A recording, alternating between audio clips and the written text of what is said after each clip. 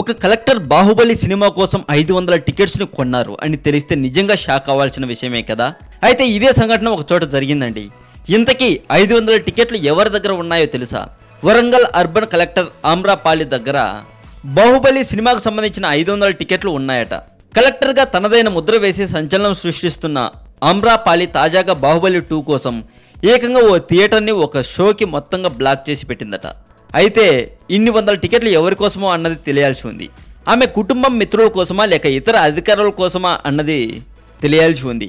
అయితే బాహుబలి 2 టికెట్ల కోసం మాత్రం తీవ్ర స్థాయిలో పోటీ నెలకొంది. ఈ నెల 28న ప్రపంచవ్యాప్తంగా బాహుబలి 2 రిలీజ్ అవుతున్న విషయం మనకు తెలిసిందే.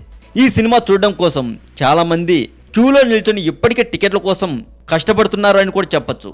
అయితే ఈ సినిమా హిట్ కొట్టాలని మనస్ఫూర్తిగా కోరుకుంటుంది టాలీవుడ్ సెంట్రల్ ఛానల్. మరింత టాలీవుడ్ సమాచారం కోసం సబ్స్క్రైబ్ చేయండి టాలీవుడ్ సెంట్రల్.